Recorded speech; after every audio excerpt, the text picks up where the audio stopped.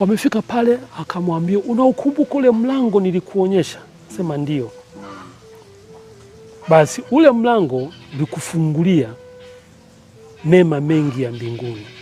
Leo na ufungua mlango huu, utayajua yaliyoko Jehanamu. Alipofungua ule mlango, anasema niliona joto, sijawahi kulihisi joto la namna ile. Alafu moto una ndimi nyeusi juu, chini ni mwekundu, lakini juu na ndimi nyeusi, sio moshi, ndimi nyeusi. Alafu moto nani ule moto ulioko Jehanamu unakuwa kama unavunja vunja vitu mle ndani, kama mashine ya kusaga mawe. Ule moto unatoa sauti ya kusema Mungu umetuchelewesha, Mungu umetuchelewesha. Akauliza nini? Asema hiyo ni Jehanamu. Jehanamu inasema, Jehanamu inatamka. Na hicho kitu unachosikia kina katika ni binadamu anasagwa, lakini haishi. Sasa muone mama yako. Akauliza mama yangu yuko huko? Asema mama yako yuko huko. Sasa alikuwa anatumia ugoro, ulimshuhudia, hakutaka. Mama yako yuko huko. Baada ya muda akamleta bibi yetu. Sisi alikuwa ni mweupe mno. Mama bibi nani baba akasema huyu sio mama yangu. Akasema huyu ni mama yako. Lakini yeye bibi akamtambua baba, akamwonyesha Yerusalemu. Na walivyokuwa wanatembea ni kwenye mawingu. Akamuuliza mbona nyumba zote ni nyeupe? Asema huku weupe maana yake ni utakatifu. Wanaokuja huku ni watakatifu, hawana doa. Wewe umeshaanza kujenga nyumba yako ni ile pale. Sasa kuanzia sasa utaihubiri ukiwa unaijua Jehanamu, utaihubiri ukiwa unaijua Yerusalemu, na utahubiri ukiwa unajua kwamba umeshakwisha anza kujenga nyumba yako. Mahubiri yako yakawe tofauti na mazoea ya watu wengine. Ndio maana uliuliza swali, kwa nini mzee alikuwa tofauti? Mzee alikuwa tofauti sana na mahubiri ya watu wengine kwa sababu alikuwa amejiviki, ametii, ameshuka, amenyenyekea na kumtafuta Mungu kuanzia kwenye maombi. Ni adimu mno kwenda kuviona hivi vitu alafu naambiwa nenda kavihubiri. Wengine wamekuwa wakiwaaminisha watu kwamba nimefika mbinguni na kuona. Siwezi kuwapinga, yamkini yawezekana. Lakini unamtafakari na kumtathmini mtu katika yale ayatendayo, ndipo unapoweza kuamini kwamba haya anayozungumza ni sahihi.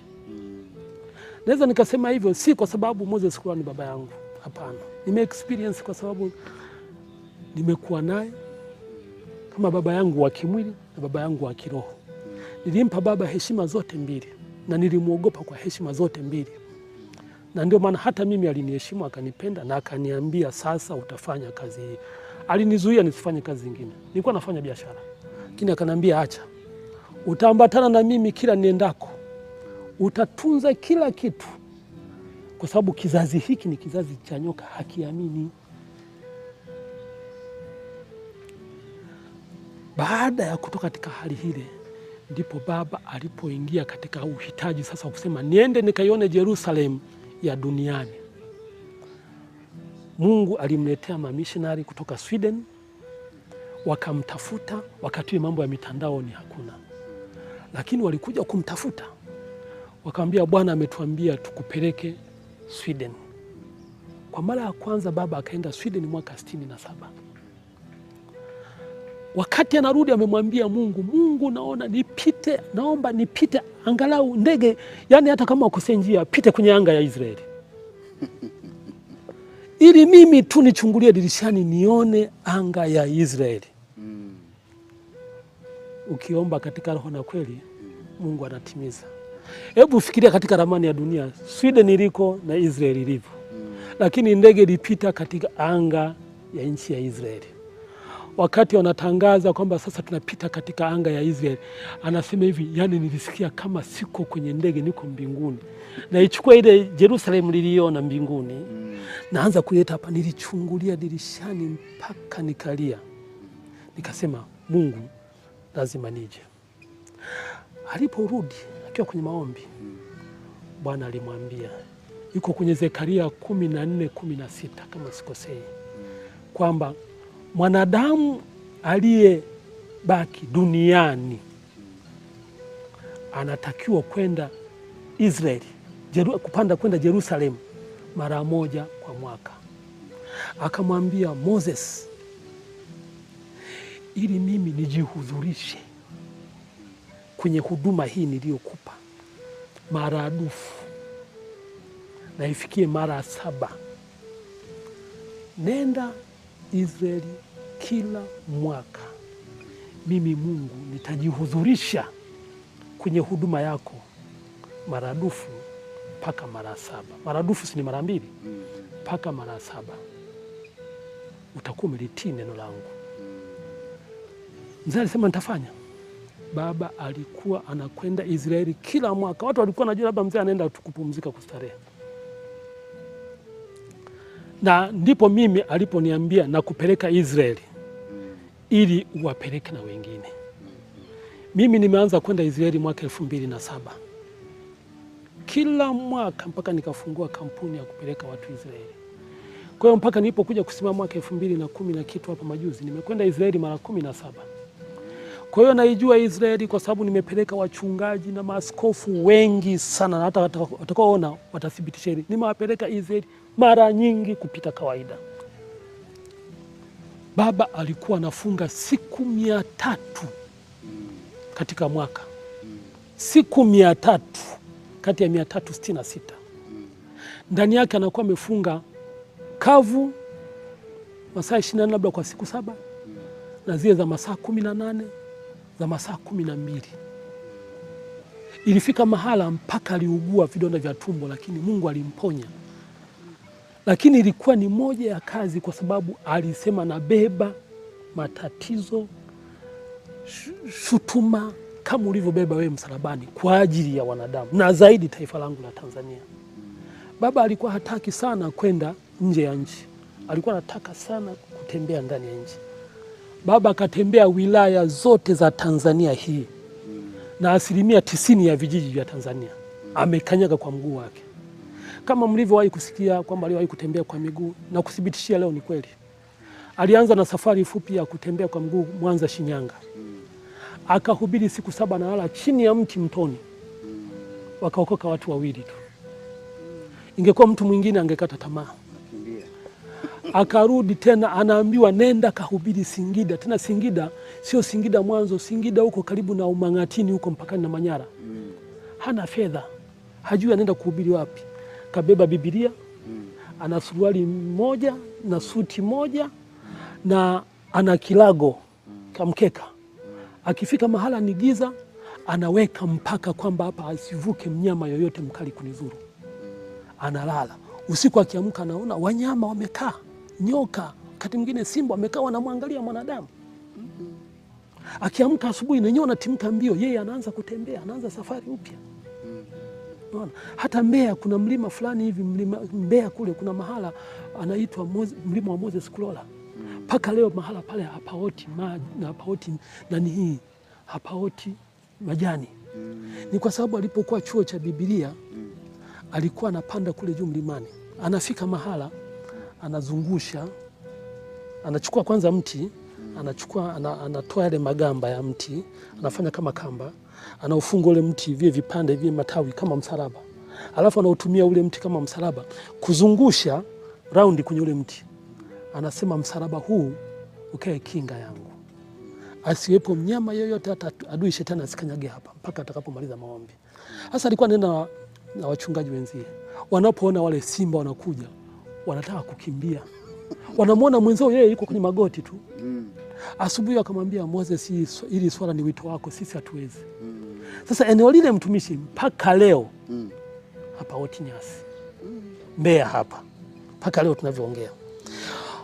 Mungu akikuheshimisha kutokana na wewe unavyoishi na yeye, anakuheshimisha kwa vitendo. Na watu watapima vitendo vyako, hivi ni vya kimungu. Matendo haya ni ya kimungu, yanakuwa hayana maswali ndani yake. Mnaelewa watumishi wa Mungu? Baba katika kufunga kwake huko kulimfanya shetani awe ni adui yake mkubwa sana. Sisi katika kukua kwetu wakati tukiwa wadogo, wakati mwingine baba yetu tulikuwa tunaweza kupoteza naye miezi 6, hayupo nyumbani. Tunakula nini? Hapakuwa na M-Pesa, hapakuwa na kusema kwamba kuna simu atapiga, sana sana ni posta barua. Anaondoka. Mama yetu alipambana mno. Mama akaingia kwenye biashara, labda wakati mwingine anaenda ziwani kwa anaenda anachukua samaki, watu wanapoona nini parua samaki, ili apate walau shilingi 100 au shilingi 5. Shilingi 5, senti moja ilikuwa ni kubwa sana. Mama anarudi kule na senti 10. Senti 10 hiyo ndio apitie labda dagaa kidogo. Siku akipikia dagaa nyumbani, yani mnaona mmekula mlo mzuri mno. Sisi unga wa mhogo tulikuwa tupeleke kusaga mashineni, tunatwanga nyumbani. Mahindi kukoboa, kama tuna mahindi tumeletewa, tunakoboa kwenye vinu wanaume, ndipo tunapeleka kwenda kusaga mashineni. Kwa mama alitufundisha maisha ya shida, kwa sababu ni Mungu alimuongoza kwamba mnakuja kupitia maisha ya shida. Kama nilivyosema hapo awali kwamba ilikuwa nafikia mahala mama anaombea maji. Watu hawajui kama pale ndani sisi hatuna chakula, kwa sababu hatuwezi kwenda kuangalia nyumba ya jirani wanakula nini. Huenda kama tungeenda kuangalia nyumba ya jirani wanakula vyakula vizuri, huenda sisi tungepasi nyumbani tukakimbia. Tayari tungeleta shida nyumbani, mama angekata tamaa, hata baba asingeweza kuhimili. Mungu aliweka funzo kwa mama yetu kwamba atufundishe sisi. Sisi mama yetu alikuwa ni mkali. Ukimkosea anakupiga mpaka anakuuma. Kabisa anakuuma kabisa. Na ukikimbia anasema nisikuone hapo, utaenda wapi? Nyumba ziko mbalimbali, miaka ya 60 nayo. Lakini kumbe mama alitujenga katika misingi mizuri mno. Ndio kama leo tumesimama, tunaweza tukayazungumza ya hadharani kokote duniani mnapoweza kusikia. Akina mama kama wakifundishwa neno la Mungu na kusimama, kwa sababu mwanamke anatakiwa asimame katika mipaka yake na misingi ya kujua hiki ni kichwa cha nyumba. Akisimama hivyo, nyumba inakuwa na amani. Lakini ushindani kwamba Mungu kasema hivi, mimi siwezi, unanitesa sana, mimi sina nini, mbona kanga yule amevaa kanga mpya mimi sina, wewe sina kwa nini? Unapompa hasira mmeo, na Mungu amemwita, hasira inawaka juu yako. Kwa hiyo nyenyekea. Bwana kuna jambo analoitenda. Leo hii unahitaji kuwa na 1,000,000, mna 100,000. Hiyo Mungu anasabu nayo. Sisi baba kaja kuanza kushika fedha milioni ngapi? Ni miaka ya 2000.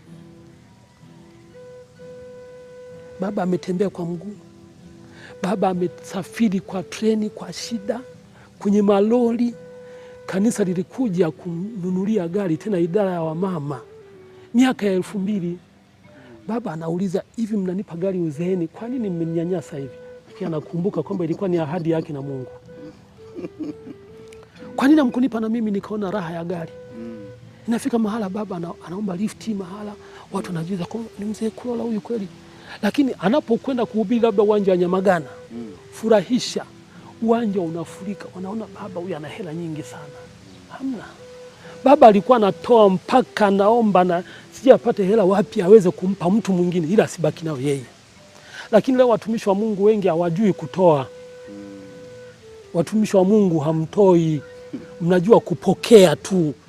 Kila kitu mnataka kuchukua kwa washirika wote, lakini kusema kwamba mimi leo nimetoa shilingi 1,000,000 kwa ajili ya mshirika fulani, haipo. Mimi nimeshuhudia haya mwenyewe. Mpaka ilifika mahala watu wakamshauri mama, akamwambia mama, uwe kama sekretari. Baba akipewa sadaka hapa zichukue. Pakaanza tofauti kati ya baba na mama. Baba akamwambia mama, usiingie dhambi hiyo. Nakumbuka Bwana aliniambia nisizipende fedha atatupa. Acha tuwasaidie, anachukua ile hela. Acha tuwasaidie wahitaji, Bwana atatupa. Na akitoa, baada ya muda atakuja mtu mwingine ataleta chakula na mahitaji yote ambayo atawapeleka kwa kipindi ambacho mngetumia zile fedha. Sasa usingetoa, kisingeingia. Unaona fundisho hilo? Kwa hiyo mama ikafika mahala fulani, nalazimika tu, mwisho akamwona baba amwache hivyo hivyo. Siku moja tuko nyumbani, mtu mmoja katoka nje ya nchi, kasema baba, nimekuja, nimeambiwa nikuletee sadaka. Niletee sadaka kwa ajili ya nini? Sadaka tu. Kwa sababu ulikuwa ukienda kwake kuhitaji maombi, ukiomba sijui mpe sadaka, baba hapokei. Hapokei kabisa. Kabisa. Lakini kama utakuja kwa Bwana ameniambia nikuletee sadaka, ajua ni agizo la Mungu, ataipokea. Baba akapokea, ilikuwa 2,000,000. Akapokea. Basi amekaa kwenye kiti chake pale, akapitia usingizi baada ya yule mtu kuondoka. Anakuja kuamshwa na mama, baba amka, kuna mgeni. Kaja mama mmoja, ni mjane na watoto 3. Anasema sijala siku 3. Baba, pesa ziko hapa 2,000,000. Akatoa 1,000,000 akampa. Jioni kaja mchungaji, anasema baba, si rahisi mimi nije nikuombe, lakini nina shida. Akasema usipate shida mwanangu, chukua hii hapa. Ile 1,000,000 ya pili akafanya. Wewe ungefanya hivyo mtumishi? Hata wewe ungefanya hivyo? Ungewaza sana. Ungewaza sana. Baba yetu alitii ile miiko na misingi ambayo Bwana amwambia, ukitii hii mimi Mungu nitakufanyia. Naendelea bado na historia na masimulizi haya, ni masimulizi ya kweli. Siongezi chumvi kwa sababu sina sababu ya kuongeza chumvi, kwa sababu haitanisaidia nikidanganya, wala sihitaji fahari katika kuongea haya, bali ninakusimulia kama nilivyoagizwa nifanye, ili wale ambao, unajua shuhuda zinaponya, shuhuda zinaokoa, shuhuda zinajenga, shuhuda zinaimarisha, shuhuda zinaonyesha njia ya kufanya, kwamba kumbe huyu alipita hapa na mimi nikipita hapa naweza kufanikiwa. Baba alipenda kusema kitu kimoja, unapotengeneza njia utokako usipande miba. Yamkini ukashindwa kufika kule unakotaka kwenda, urudi, njia uikute nyeupe, haina miba. Usije ukatepita huku ukashindwa, kwa sababu miba umepanda mwenyewe. Kwa maana kwamba kila uendako tenda wema, ili urudipo wale uliowatendea wema ndio hao watakao kubeba wewe. Hayo ni maneno ya kimungu. Tenda wema. Tenda wema bila kuangalia kwamba unayemtendea wema ni nani na atakupa nini kwake. Tuliwahi kwenda na mzee Burundi. Kabla pale baba aliwahi kusafiri kwenda Burundi na Rwanda na Kongo mwaka 77. Alimkuta mama mmoja. Huyu mama anaitwa Domitila na Bibonye, sasa hivi anaishi Canada. Mama huyu Bwana alikuwa anamtumia kwa njia moja. Alikuwa anamchukua anakwenda mbinguni. Anakufa kama kawaida. Anakufa kabisa. Naweza kakaa maiti wiki 2 mpaka funza wanatoka. Na haruhusiwi kumzika. Yuko mbinguni. Anapewa maelekezo na Bwana nini cha kufanya. Baadaye anakuja kurudi. Siku anaporudi, yani ni kama hapa, panakuwa pamefurika watu wanasubiri Domitila na Bibonye atakaporudi ana neno gani kwa Mungu. Sasa siku moja baba anakwenda kule mwaka 77 huo, kaenda Burundi ambako yalitokea maajabu makubwa sana. Kulikuwa na kanisa la Sepebu kule, makanisa ya Kipentecost, wao si wanatumia Kifaransa. Aita Sepebu kama vile tunasema sisi CPCT. Lile kanisa lilikuwa katikati ya makazi ya watu. Wakati anahubiri, miujiza ilipokuwa inatendeka, watu wakapanda juu ya nyumba kusudi waone. Nyumba zile zilikuwa zinaporomoka chini. Watu wanaumia, wanaletwa tena pale kuombewa. Baba akaambia, nijapo tena nyumba hizi zote mzinunue ziwe kanisa. Na kweli kafanyika hivyo. Wamejenga kanisa kubwa mno mwaka 2003. Wakaenda kwambia, hili ndio kanisa uliloagiza tujenge. Ni kubwa mno, linaweza kuingiza watu zaidi ya 5,000 kwa wakati mmoja. Sasa akaenda Kongo. Kongo kule yule mama akawa amekwenda mbinguni, Domitila na Bibonye. lakini aliacha maagizo kwamba atakuja Moses Kulola kutoka Tanzania anisubiri. Walipovuka mpaka kwenda kule, wakaja mjumbe anasema kwamba jamani, nyinyi mnakwenda mkifika Kalemie, Moses Kulola hatakiwi kuondoka mpaka Domitila atakaporudi. Hasa wakajiuliza Domitila ni nani? Anasema ni mama ambaye huwa anakwenda mbinguni alafu anarudi. Basi wakaendelea na mikutano, wakaambiwa kwamba ana wiki 2 amekwenda, wiki karibu atarudi. Kwa hiyo wakaona waende kwanza. Wakaenda kakuta kweli ule mwili mpaka funza zinatoka. Kwa macho yake baba anashuhudia. Walisafiri na mama. Sisi wakati huo bado tuko masomoni. Funza zinatoka kwenye mwili wa mwanadamu zinatembea, lakini wanaambiwa wasiuzike. Kwa sababu haikuwa mara ya kwanza. Akashuhudia, akaenda. Aliporudi siku hiyo, akasema wakati wote tunajua Domitila atakuja. Na kweli, muda mfupi baadaye wakasikia watu wanapiga vigeregere. Wakasema Domitila amerudi, njooni sasa. Wale funza wanarudi kwenye mwili umepata uhai. Ndo wakamfunua, akapiga chafya pale, wakampa maji akasukutua. Baada hapo akasema wewe ni Moses Kulola, nimerudi kwa ajili yako, Mungu amenituma 1, 2, 3. Akamwambia nimekuona toka Tanzania, Bwana anasema ongeza kasi ya kazi yake, unayofanya ni mazuri sana, lakini bado kazi ni kubwa na shetani amechukia, lakini hata kuacha katika kazi hii. Kwa hiyo songa mbele. Kulikuwa pale na makamanda wa jeshi na kila kitu wanakuja kusikiliza kama vile utabiri na unabii. Wakaamuru kwamba Moses Kulola atalindwa mikutano yake yote mpaka anamaliza.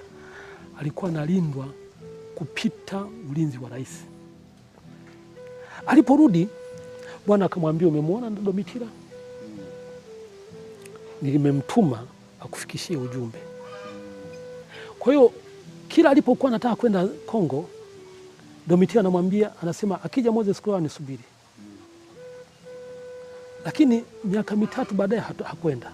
Domitila akaambiwa nenda Tanzania. Alikuwa hajawahi kufika Mwanza. Domitila alikuja, akaambiwa baba yuko Dar es Salaam, alikuwa na mkutano wa Temeke, mfuate. Akaja akazungumza mbele ya mkutano wa Injili pale Temeke. Akaambia Bwana hunitwaa katingine mwezi mzima, lakini kila nikienda kule mbinguni naonyeshwa matunda ya kazi anayoifanya Moses Kulola. Na sasa hivi amekuja kuniambia, yani kazi ya Mungu bado kabisa hujaifanya, na Bwana anakwenda kutia mafuta zaidi. Kwa hiyo Bwana alitumia njia nyingi za kumtia nguvu, kuonyesha, kumthibitisha kwamba kazi unayoifanya ni kazi yangu.